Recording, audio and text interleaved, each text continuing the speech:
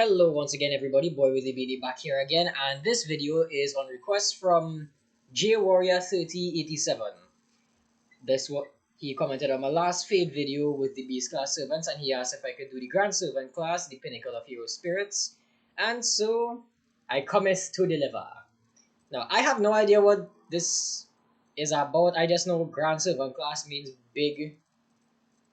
It just means big whoops being fixed by bigger. Let me slap everything until it hurts back in place. That's what I know about Grand Servants. Everything goes wrong, and then some really powerful guy just bitch slaps the world back into proper working order. Like, get the fuck back in there. He just fixes everything, especially if you're like the old man King Hassan, which I only just remember his name. Thank God. I keep calling him fucking Grams. Especially if you're like this man just has to go and stare at something, and it will fix itself. This man could stare at a broken vase and have it repair itself. But enough of me yammering on. Let's see what the Grand Servant class can do. Also, apologize for my voice. I just woke up, so you're gonna have to tolerate me watching this with my morning coffee. I told y'all, I'm not letting up on these boys this year. We got our foot on their necks, heavy on the gas, gotta keep that mamba energy. Now, the Grand Servants, the epitome of the highest level in the Fate Stay Night franchise. So who are these servants exactly? You know, we've already talked a little bit about how the world has its own security system, that being the counterforce. One side. Are you sure that wasn't just my coffee? Or a vast?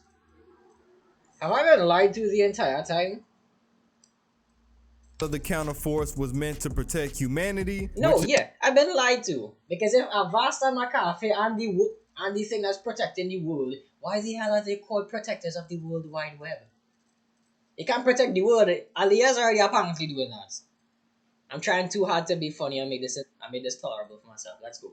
Is a liar. That's when you see things like the counter guardians, and then the other side was meant to protect the world, which is Gaia, and from Gaia is where we get our Grand Servants. If a Grand pops up, this means that the world is on the brink of shambles. Usually there may be a beast class roaming around, or something that's on that level that could lead us to those dire states. An American election. Again, creatures that are from the beast class are capable of devastating the entire planet. So can an American election. Where was Gramps? Just wanted to throw that out there. Now, in the FGO timeline specifically, with people like Gaia and the alien god breaking up the foundations of humanity, the counterforce doesn't operate properly like it's supposed to. So sometimes we might really need some help. What did I do? What did I press? I think I pressed something wrong. Hold on. And then we just gotta figure it out ourselves. And on that note, we're gonna dive straight into the most recent Grand Servant, and that is Grand Lancer Romulus. With all the hairspray in the goddamn world. Now, as you know, in Lost Belt 5, we had to deal with the supreme deity Zeus. And not just Zeus, but all of the things that he had built up to the time. Ain't nobody got Kratos on speed dial, what the fuck? Really, just do that. Just show Zeus a red mark, that's it. I need that to be in every video game. If your character has any combination whatsoever of more white and a very brief splash of red, if Zeus is in there, he immediately gets negative armor because of fear. I just want that to be a Easter egg in some game or another. Just be like, yeah, we know about God of War. We know how Kratos fucked all the gods.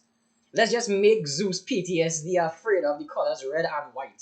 You throw black in there, he's gonna be afraid to come to Trinidad. The machine gods, as well as his machine god form on top of that. The problem is, we didn't get a Grand Servant, so we had to bring one out through irregular methods. Machine god. Machine god. Zeus is gonna fire out lightning bolts from a minigun in a minute. I swear to We God. were able to do this by using the unlimited mana at Mount Olympus because it is Mount Olympus. It houses the gods. They have divine ley lines that are stronger than the ones that you will see naturally, and the magical energy is so dense that it just keeps coming. We used their ley lines, summoned the god of war Ares, and then used him and Caligula Fuck Ares, Kratos forever. Fuck y'all, Kratos wins. as a catalyst to bring out Grand Lancer Romulus. Now, normally, a Grand Servant isn't of divine descent. All of the Grands that you see are not Grand Servants because they're gods. They are Grand Servants because they were the best at what they did of their time. In this case, as you know, Romulus's father is said to be Ares. The reason that Doesn't that make Wolverine a grand? Because in every prologue opening where Wolverine narrates himself, he's the best at what he does, and what he does isn't very nice. So does that make Wolverine a grand servant? If he is not, then in future updates, I'm gonna be so mad.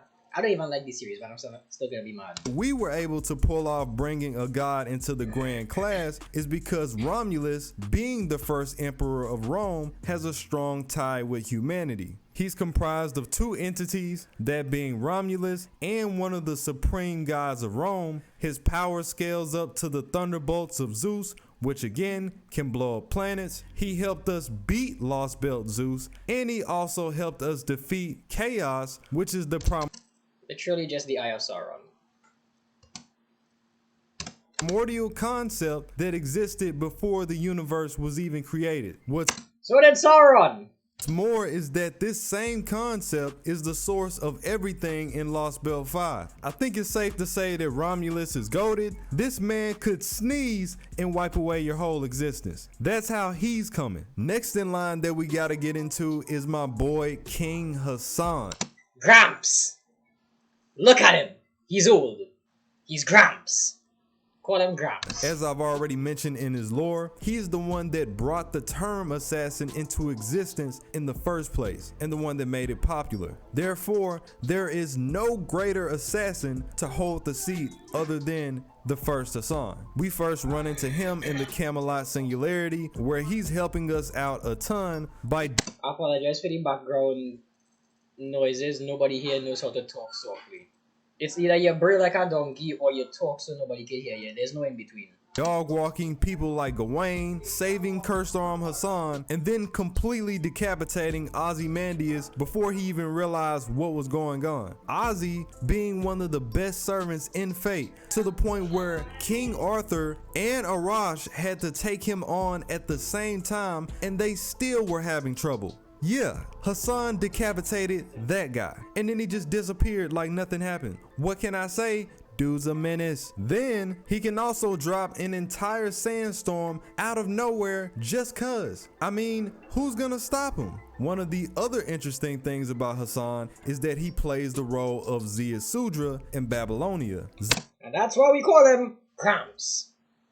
Ziusudra is the Sumerian counterpart to Utnapishtim from the Epic of Gilgamesh and Noah from the Old Testament, that being the person that was appointed by God to survive the Great Flood and lead into the New World. In that chapter specifically, he's feeding us advice on numerous occasions, always knowing the right thing to do. And then at the end, he reveals himself to be King Hassan, as well as fighting against the beast Tiamat. Tiamat was said to be extra horny. Look at that.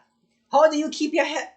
Your chiropractor must be fucking rich. How do you keep your head still with that? You look to the left. If you was unprepared or you forget your hat, you're just gonna be like, what? And then your head's gonna snap. What is your chiropractor?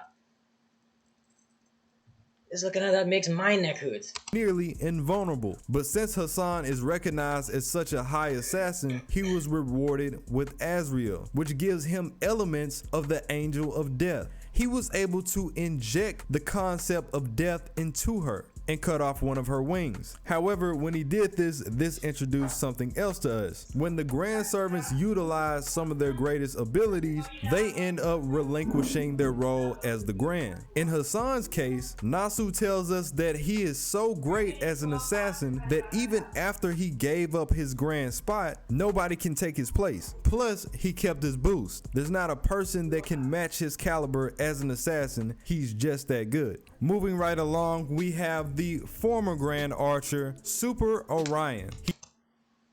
You can't tell me this man ain't related to Pinhead from Spider-Man. Seriously, throw a suit on that and what he's gonna do is have to just tilt his head down a little. He's gonna look like Pinhead from Spider-Man. He is stated to be the greatest hunter in all of Greece, and because of this, he was summoned in the Grand class. That sounds kind of ironic, considering that if you're that big, as I said, nobody in this house knows how to speak softly. You either bray like a jackass or you just don't talk at all. But as I was saying, how are you a good hunter if you're that big, though? If you're that big, it's gonna be hard to be stealthy in the forest. It's gonna be hard to move around without like disturbing trees. Or is all that muscle just an illusion for hiding something really skinny and stealthy? Because even a leopard or a tiger, despite how big it is, has to move around silently as to not alert prey. How do you move around silently when you're built like a tank that ate steroids, that also ate a tank who ate steroids? He was the significant other of the goddess Artemis in his lore, and we've seen him perform miraculous feats like taking down the machine god version of Artemis in the story. He was able to accomplish this with the longbow Aegis, a divine construct so powerful that it would cause a normal archer to self-destruct just from wielding it, and he handled it with finesse. Another thing that you have to know is that this bow was created. If you don't know why I'm laughing, just Google TF2 overloading the biggest bazooka, but you insta kill yourself with 1 HP. Just picture that in your mind, and you will know why I'm laughing when they said if another archer tries to use the Aegis bow, they will just explode.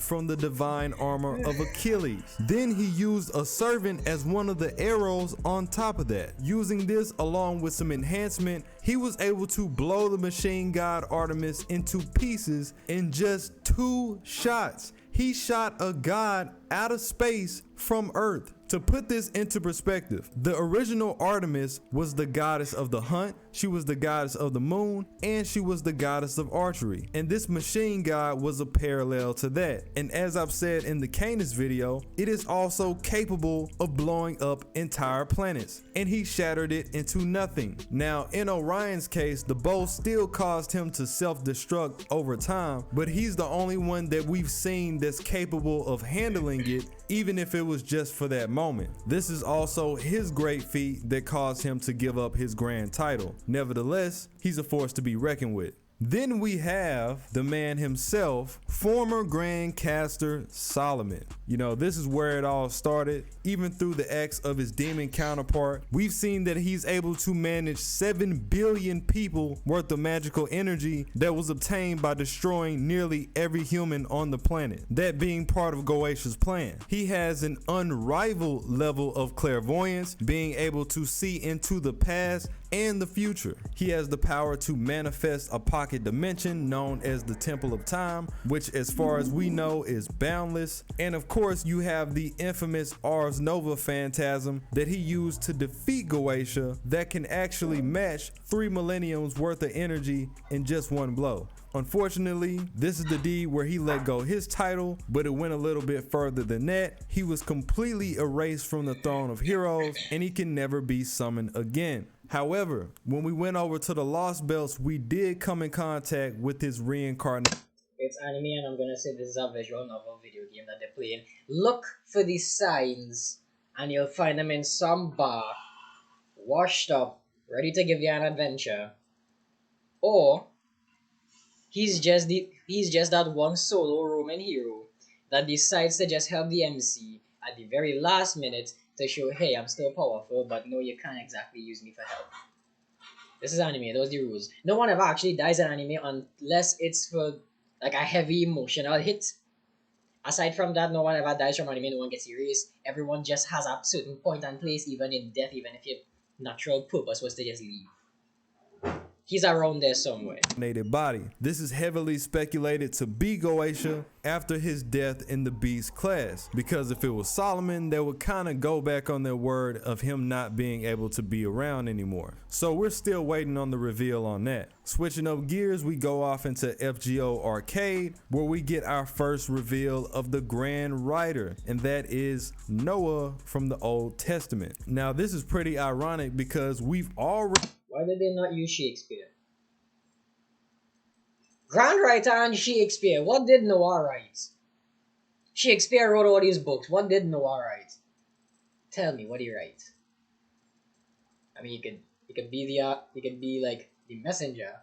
He sent the message of the flood. The Great Ark. He didn't write about it. He didn't write the book. Just Shakespeare. Why this choice? Already had Hassan, who pretty much plays the same role as Ziusudra, but in a different culture. But since Hassan eventually gave up his role, it was kind of like them hinting at what's to come. Noah, of course, being the one that led the ark before the Great Flood and was one of the only few people to survive. Still didn't write anything. Still learning new things about him, but as of right now, we know that he comes manifested in the body of one of our leading supports, and that is the servant Captain Nemo. The reason being is that it's stated that he's already had a battle with the beast, the Whore of Babylon, and this is one of the only ways that he was able to survive. I kind of find that funny as you have Noah fighting the beast called the Whore of Babylon, not as a contrast to the name, but just the fact that she appears over a giant ocean. And Noah has a boat. So the Whore of Babylon says, bitch, I drown everything in a world of pain and chaos, and then Noah's just like, have boat, can't float. And lastly, at least of the servants that we know about, is the grand servant that belongs to the Cryptor, Cloud? David. Apparently, David is so intelligent that he was able to summon a grand servant of his own merits, also circumventing the original system of the counterforce. As of right now, we've still yet to get a reveal on who this servant is. I've seen a lot of people say Cain. I think that's a good one. Personally, I feel like Genghis Khan would be a good fit. You know, he was the leader of the Mongols, and he's single-handedly responsible for some of the greatest atrocities on this planet, taking down a bare minimum of 40 million people. So that... Fun fact about Genghis Khan, he was actually a huge fornicator. So if you trace back your family tree timeline all the way back to the very ages, you might realize you probably share a bloodline or at least one small piece of DNA with Genghis Khan. So there's your fun fact for the day. Genghis Khan was a huge fornicator. He fucked so much that almost everybody at some point in time has at least one genetic relation right back to him. One ancestry or something, and see if you can find it out that way back. Definitely would be a perfect fit. And if you kept up to date with the lore of the extra timeline, we've already had a servant of that level of tragedy for years. Why is she trying to fight? Why is she fighting with the LGBTQ lightsaber?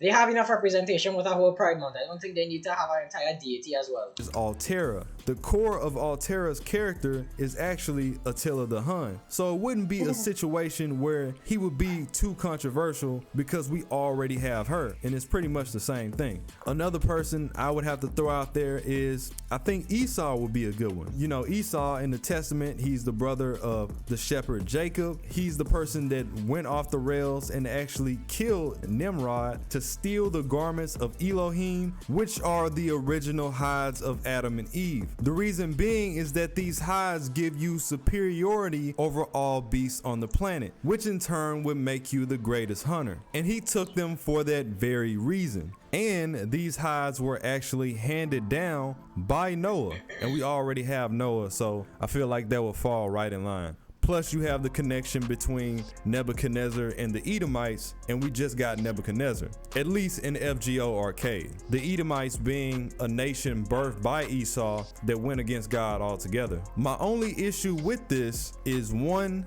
the last Lost Belt's location, which is South America. Hard to really tell their agenda with that. And then the other thing is that we've already gotten some insight on the way that this Grand Servant operates. You know, he showed up in the Indian Lost Belt, and just from the few lines that he's given us in regards to Asclepius and the way that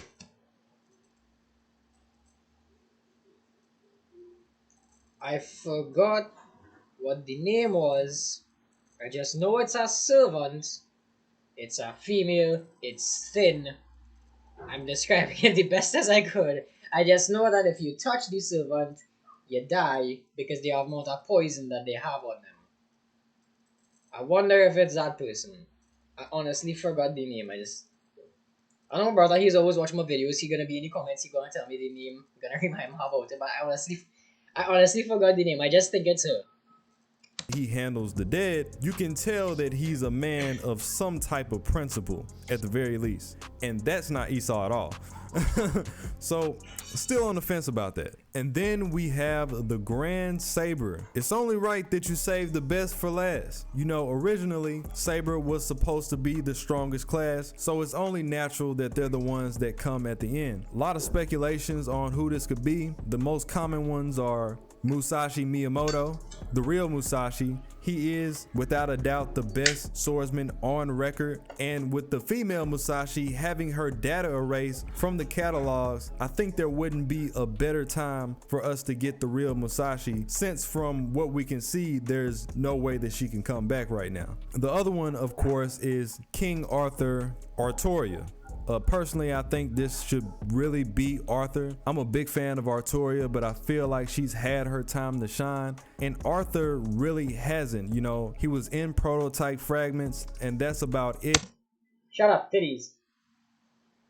As far as any main stories go, and Nasu didn't even write that story, he just okayed it. It would be interesting to get his version of Arthur and put his own spin on it. Again, going back to the lore of the extra timeline and how there was this person that wielded the Excalibur 14,000 years ago to take on the alien White Titan, and we are also dealing with the alien god. It just aligns with the narrative that's going on right now. Another thing that we have to take into account, isn't King Arthur British?